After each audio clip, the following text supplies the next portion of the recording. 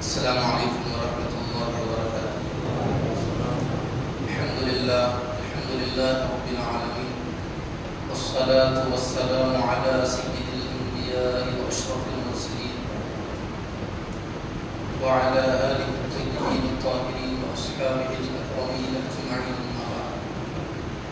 فاعوذ باللہ من الشیطان الرجیم، بسم اللہ الرحمن الرحیم،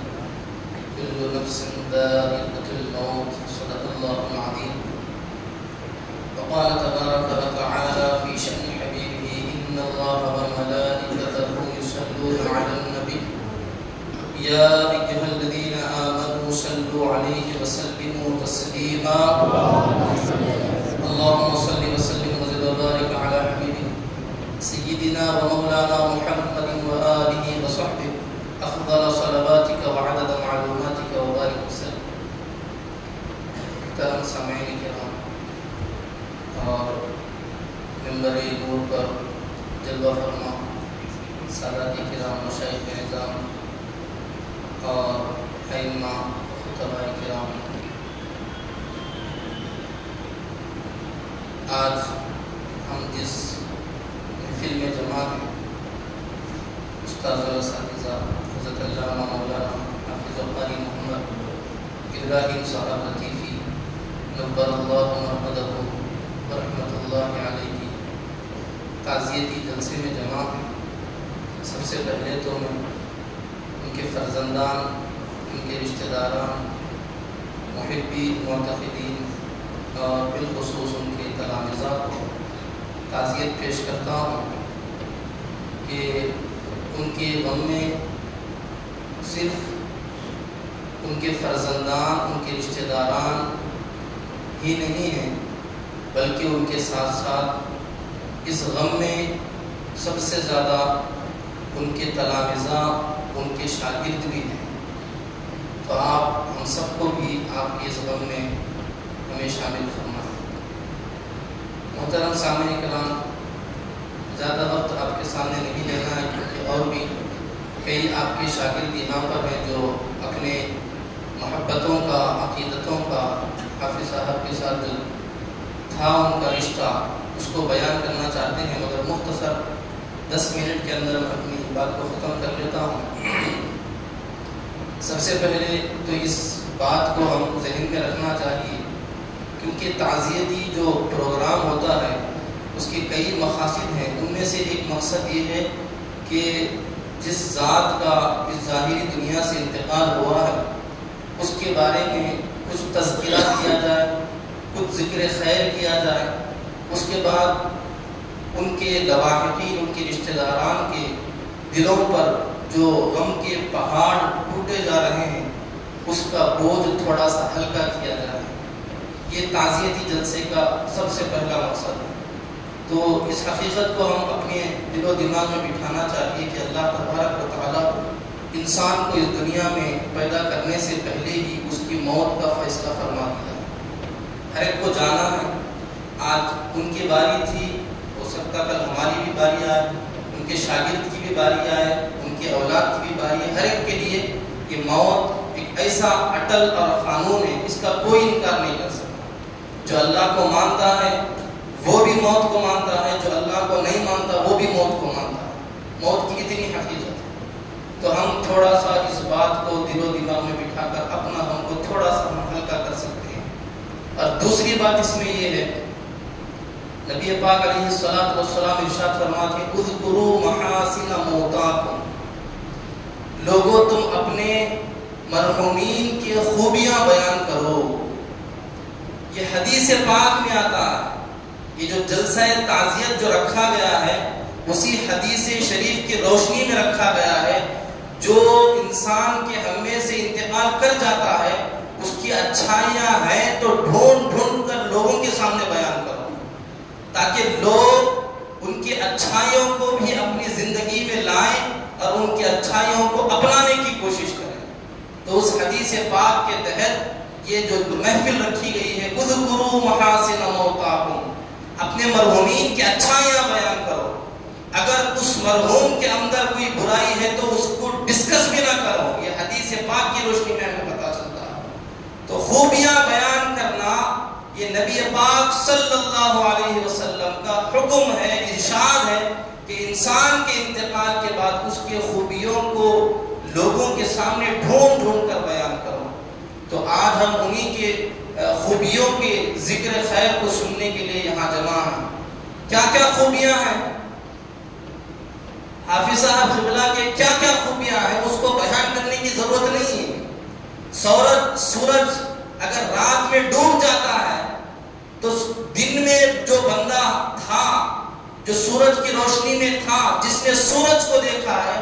اسے سورج ڈوبنے کے بعد رات میں اسے بٹھا کر یہ نہیں سمجھایا جاتا کہ سورج کتنا بڑا ہوتا ہے۔ ایک دکھنے میں زمین سے چھوٹا سا سورج پوری زمین کو روشنی دینے والا ہوتا ہے، پورے دنیا کو منور کرتا ہے، اس کو سمجھانے کی ضرورت نہیں ہوتی، کیونکہ اس نے اپنے دن کے اندر رہ کر سورج کی روشنی کو دیکھا ہوتا ہے۔ تو اسی طرح گنتکل کے رہنے والے سارے کے سارے لوگ حافظ صاحب کے کارناموں کو جانتے ہیں، حافظ صاحب کی ذات کو جانتے ہیں، مانتے ہیں کہ کیسی شان تھی، کیسی ذات تھی آپ کی۔ مگر مختصر تاکہ یاد دہانی کے طور پر کبھی کبھی انسان کچھ باتیں بھول جاتا ہے، اس کو یاد دہانی کے طور پر بولنا پڑتا ہے کہ حافظ صاحب کی شخصیت تھی تو کیسی، آپ کی ذات کیسی تھی۔ تو محترم سامعین کرام، میں کچھ ایک دو حدیث کے ذریعے میں آپ کو اس بارے میں بتا کر اپنی گفتگو ختم کر لیتا ہوں۔ حدیث پاک میں آتا ہے، نبی پاک صلی اللہ علیہ وسلم ارشاد فرماتے ہیں، اذا مات الانسان انقطع عمله الا من ثلاث۔ جب انسان کا اس دنیا سے انتقال ہو جاتا ہے تو تین چیزیں وہ چھوڑ کے جاتا ہے۔ صدقۃ جاریۃ، ایک ہے صدقہ جاریہ، او ولد صالح یدعو لہ، ایک ہے نیک اولاد جو اس کے لیے دعائیں مغفرت کرتے رہے، اور تیسری چیز ہے او علم ينتفع به، یا وہ مرحوم، وہ انسان اس دنیا سے جانے سے پہلے ایسا علم چھوڑ کر جائے جس علم سے لوگ اور دنیا والے فائدہ اٹھاتے رہے۔ یہ جو نیکی ہے، یہ جو عمل ایسا ہے، صدقہ جاریہ بھی کچھ سال تک رہ سکتا ہے، اس کے بعد وہ صدقہ جاریہ ختم بھی ہو سکتا ہے۔ او ولد صالح یدعو لہ، جو دعا کرنے والی اولاد بھی انسان کے انتقال کے بعد کچھ دن زندہ رہتی ہے، اس کے بعد ان کو بھی موت آنی ہے۔ مگر یہ جو تیسری بات ہے، او علم ينتفع به، ایسا علم وہ چھوڑ کر جائے جس سے لوگ فائدہ اٹھائے۔ علم جو بندہ چھوڑ کر جاتا ہے، اس کے جانے کے 10 سال 20 سال 50 سال 100 سال تک علم کے پھیلنے کا، پھیلانے کا، علم کا فیضان جاری نہیں رہتا، بلکہ صبح قیامت تک ان کے علم کا فیضان ہمیشہ جاری رہتا ہے۔ علم کی ایسی بات ہے، اور علم بولتے ہی اسے کہ جس کا فیضان کبھی نہیں رکتا، جو کبھی ختم نہیں ہونے والا ہوتا ہے۔ جتنا دو گے اتنا علم ہمارے اندر بھی بڑھے گا، سامنے والے کے اندر بھی بڑھے گا۔ تو ہر انسان اپنے جانے کے بعد کچھ نہ کچھ چھوڑ کے جاتا ہے، بڑے بڑے بنگلے، بڑے بڑی پراپرٹیاں، نیک اولاد، ہر اعتبار سے انسان کچھ نہ کچھ بڑی بڑی چیزیں چھوڑ کے جاتے ہیں۔ مگر حافظ صاحب کی شان و عظمت پر قربان جائیں، حافظ صاحب نے کوئی بڑی پراپرٹی چھوڑ کے نہیں گئے ہیں، حافظ صاحب اپنے لیے، اپنے اولاد کے لیے کوئی بڑا بینک بیلنس، کوئی بڑی چیز چھوڑ کے نہیں گئے، چھوڑ کے گئے تو ایسی چیز چھوڑ کے گئے ہیں جو آپ کے جانے کے 100-200 سال تک نہیں رہے گی، بلکہ صبح قیامت تک رہے گی، وہ ہے علم دین ہے۔ علم دین آپ نے چھوڑ کے گیا ہے۔ اب اس کو سمجھنے کے لیے آپ بولیں گے صبح قیامت تک کیسا رہتا ہے آپ سب؟ یہ مدرسے ہے، کچھ بھی ہو سکتا ہے نا مدرسوں کا، گورنمنٹ آ رہی، وہ مدرسے پہ بلڈوزر چلاؤ، یہ مدرسے پہ، وہ مسجد پہ، کچھ بھی ہو سکتا نا۔ مدرسہ ہی علم کا ایک ذریعہ نہیں ہے۔ کسی ایک بندے کو کوئی علم دین سکھائے، اس کے بعد وہ بندہ مر جائے، سکھانے والا، اس کے بعد سیکھنے والا بندہ مدرسے میں نہیں ہے، اپنی جگہ کہیں ہے، سیکھنے والا دوسروں کو سکھایا، تیسرے کو سکھایا، تیسرا چوتھے کو سکھایا۔ یہ جو علم لینے والا بندہ ہے، کبھی بھی وہ علم کو اپنے سینے کے اندر ہی محفوظ نہیں رکھتا، بلکہ وہ علم کو دوسروں تک پہنچاتا ہے۔ تو یہ مدرسہ ہی حافظ صاحب کے کامیابی کی دلیل نہیں ہے جو علم چھوڑ کر گئے ہیں۔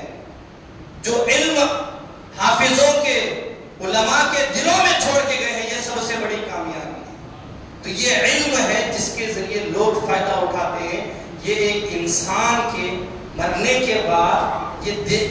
دیکھ سکتے ہیں، ہم اندازہ لگا سکتے ہیں کہ وہ انسان کامیاب ہے نہیں کامیاب ہے، ایک چھوٹا سا فارمولا یہ ہے کہ اس کے لیے کون سا ثواب ایسا ہے، کون سی نیکی ایسی ہے جو اس کے جانے کے سال ہاں سال تک باقی رہتا ہے۔ تو یہ سب سے بڑا ثواب ہے، سب سے بڑا صدقہ ہے جو علم آپ نے چھوڑ کے گئے ہیں۔ اب دوسری بات، اب اس میں دیکھیں، آپ یہ سمجھتے ہوں گے کہ حافظ صاحب کا سب سے بڑا کارنامہ اگر کوئی ہے تو دارالعلوم فیضان لطیف ہے، یہ تو ہے، اس کا انکار کوئی نہیں کر سکتا، مگر حافظ صاحب کی شخصیت، حافظ صاحب کی ذات کو صرف دارالعلوم فیضان لطیفیہ تک ہی محدود رکھنا میں سمجھتا ہوں یہ ناانصافی ہے۔ اس کی وجہ کیا ہے کہ حافظ صاحب کا سب سے بڑا کارنامہ اتنا ہی ہے، یہ نہیں سب ایسا نہیں ہے۔ میں حدیث کی روشنی میں بتاتا ہوں، میں میری بات نہیں بتاتا، حدیث پاک میں آتا ہے الدال علی الخیر کفاعلہ۔ حافظ صاحب اپنے مدرسے کے ذریعے بچوں کو حافظ قرآن بنائے، عالم دین بنائے اور دین کا داعی، دین کا مبلغ بنائے۔ مدرسہ ہے، اس کے بعد اس مدرسے میں پڑھنے والے طلبہ حافظ بنے، عالم بنے، دین کا درد اس مدرسے سے پیدا کی اپنے دلوں کے اندر، پھر جانے کے بعد اپنے اپنے علاقے میں ایک نیا مدرسہ کھولے ہیں۔ تو اس حدیث پاک کی روشنی میں جس بچے نے بھی اپنے طور پر مدرسہ کھولا، حافظ صاحب کو اس میں کوئی عمل دخل نہیں، حافظ صاحب نہ تو چندہ دیے نہ تو ہیلپ کرے، کچھ بھی نہیں کرے، بچے کو علم دیے، وہ بچہ جا کے اپنے طور پر مدرسہ کھولا۔ حدیث پاک ہمیں بتاتی ہے حافظ صاحب نے اپنے مدرسے کے ذریعے جس بچے کو علم دیا تھا، وہ بچہ جو مدرسہ کھولتا ہے، اس مدرسہ کھولنے والے اپنے شاگرد کو جتنا ثواب ملتا ہے، پہلے سکھانے والے حافظ صاحب کو بھی اتنا ہی ثواب عطا فرماتا ہے۔ تو میں یہ بتانا چاہتا ہوں کہ گنتکل کے اندر جتنے مساجد میں ائمہ ہیں، تقریباً دارالعلوم فیضان لطیفیہ کا ہے، یہ فائز ہے، حافظ صاحب کی ہی محنت ہے، حافظ صاحب کی جد و جہد ہے کہ آپ کی وجہ سے گنتکل کے اندر پہلے کہاں سے ائمہ آتے تھے خطابت کرنے کے لیے، بالخصوص رمضان میں تراویح پڑھنے کے لیے، مگر حافظ صاحب کی مسلسل جد و جہد کی وجہ سے آپ گنتکل کے تقریباً ہر مسجد کے اندر دارالعلوم فیضان لطیفیہ کے طلبہ اور شاگرد موجود ہیں۔ اس کے بعد جب میں دارالعلوم فیضان لطیفیہ میں پڑھ رہا تھا اور گنتکل کے اندر اس وقت بعد میں بھی اور بھی کئی کم عمر کے بچے حافظ بنے، اس وقت کا جو ریکارڈ تھا اللہ کے فضل سے، والدین کی دعا اور سادات کرام کی دعا سے، گنتکل کے اندر سب سے چھوٹا حافظ قرآن میں بنا تھا۔ 10 سال 11 سال کے بیچ میری عمر تھی۔ اس وقت سے بہت زیادہ محبتیں، بہت زیادہ حافظ صاحب کی عنایتیں ہو رہی تھی، ہر جگہ میری تعریف، ہر جگہ میری تعریف، اور لوگوں کے سامنے آتے بلاتے یہ آیت پڑھو، مشکل پوچھتے تھے، 19ویں پارے کے کذبت وہ پڑھا دیتے،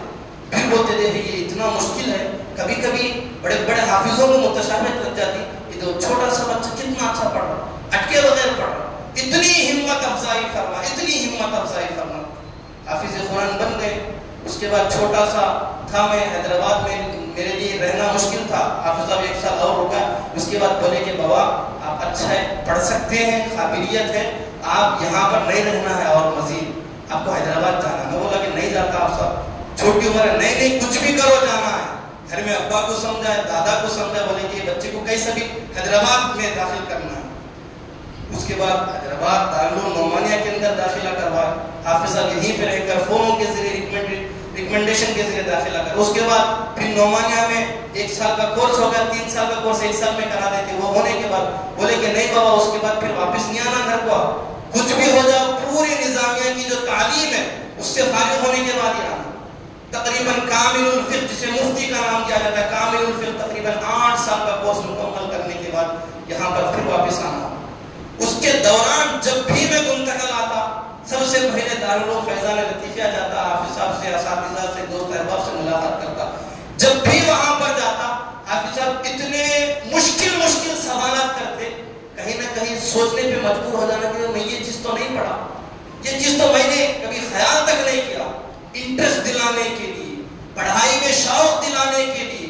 اور انٹرسٹ دلانے کے لیے مشکل مشکل سوال کر کے بولتے کہ بیٹے آپ جاؤ مدرسے کو، وہ سوال ڈھونڈو، اس کا جواب کیا ہے، نیکسٹ جب آئیں گے تو پھر مجھے بتا دینا۔ پڑھنے میں انٹرسٹ، تقریباً 9 سال حیدرآباد میں پڑھا۔ 9 سال کے دوران جب بھی میں ملاقات کرتا، کوئی ایسی محفل، کوئی ایسی مجلس نہیں تھی جس میں حافظ صاحب مجھ سے سوالات نہیں کرتے ہو۔ نہ صرف گرامر کے سوالات، فقہی سوالات، حدیث کے، تفسیر کے پورے سوالات کرتے، اور ایسا سوال کرتے ایک جواب دے تو جو جواب دے تو، مگر خاموش نہیں رہتے آپ سب۔ کوئی ایسا مشکل سوال کرتے جس میں میں لاجواب ہو جاتا، اس کے بعد مجھے مجبوراً جا کے حیدرآباد میں پھر کتابیں کھول کے پڑھنے کا شوق آنا۔ اس طرح شوق دلاتے رہے۔ علم کا فیضان حافظ صاحب اپنے مدرسے میں پڑھنے والے بچوں کے ساتھ ہی جاری نہیں رکھے تھے، جو پڑھ کر فارغ ہو گئے ان کو بھی علم کی طرف توجہ دلاتے رہے۔ اس کے بعد جب 9 سال سے فارغ ہونے کے بعد جب ہم آئے 2015 کے اندر، اس کے بعد دارالعلوم ضیاء مصطفیٰ کو بحیثیت استاد، بحیثیت ناظم ہم نے سنبھالا۔ اس کے بعد تقریباً اس 9-10 سال کے عرصے کے اندر تقریباً 18 سے 19 بچے حافظ قرآن بنے۔ تو میں اس حدیث پاک کی روشنی میں بتانا چاہتا ہوں، الدال علی الخیر کفاعلہ۔ حدیث پاک میں آتا ہے لوگوں، جو بندہ کسی کو نیکی کرنے کی دعوت دیتا ہے، نیکی کرنے کا راستہ بتاتا ہے، نیکی کرو بول کے بولتا ہے، اس کے بولنے کے بعد جب بندہ کوئی نیکی کرتا ہے، نیکی کرنے والے کو بھی اتنا ہی ثواب دیا جاتا ہے، نیکی کی دعوت دینے والے کو بھی اللہ اتنا ہی ثواب عطا فرماتا ہے۔ تو دارالعلوم فیضان لطیفیہ کے ذریعے جتنے طلبہ حافظ قرآن بنے وہ بھی حافظ صاحب کی ہی محنت ہے، اور ہمارے مدرسے کے اندر 18 سے 19 بچے حافظ بنے ہیں۔ اس کا ثواب جب مجھے ملتا ہے تو اس سے پہلے اللہ تبارک و تعالی ہمارے حافظ صاحب اللہ کو بھی عطا فرماتا ہے۔ یہ حدیث پاک کی روشنی ہے، الدال علی الخیر کفاعلہ۔ تو میں بتانا چاہتا ہوں حافظ صاحب کی ذات صرف دارالعلوم فیضان لطیفیہ تک ہی محدود نہیں ہے، آپ کا فیضان ابھی تو اتنا دکھ رہا، اور آپ کے اس مدرسے سے پڑھنے والے طلبہ الگ الگ گاؤں میں جا کر مکتب کھولے، مدرسہ کھولے، مسجد بنا، یہ سارے کا سارا ثواب انشاءاللہ اس حدیث پاک کی روشنی سے ہمیں پتہ ملتا ہے کہ یہ سب کا ثواب ہمیں جتنا ملتا ہے اللہ تبارک و تعالی حافظ صاحب اللہ کو بھی اتنا ہی ضرور عطا فرماتا ہے۔ تو یہ بہت ہی بڑی بات ہے، اس وجہ سے ہمیں حافظ صاحب کی ذات سے یہی سیکھنا چاہیے کہ انسان اس دنیا میں آنے کے بعد صرف دنیا کی فکر نہ کرے، جو حقیقی دنیا ہے، جو حقیقی زندگی ہماری برزخی اور محشر کی زندگی، اس زندگی کی فکر کرتے ہوئے اپنے اس دنیا کے اندر ایسا علم چھوڑ کر جائے جس سے لوگوں کو فائدہ ملے اور جس کا فیضان صبح قیامت تک جاری رہے۔ بس آپ تمام حضرات کا شکریہ، اور بالخصوص آپ کے فرزندان کا کہ آپ نے اس پروگرام کو سجانے کا ہمیں موقع دیا۔ اللہ تبارک و تعالیٰ کی بارگاہ سے دعا جو کچھ کہا گیا سب سے پہلے مجھے اور تمام مسلمانوں کو عمل کرنے کی توفیق عطا فرمائے، بالخصوص حافظ صاحب اللہ کے درجات میں مزید بلندی عطا فرمائے۔ وما علیہ الا البلاغ وآخر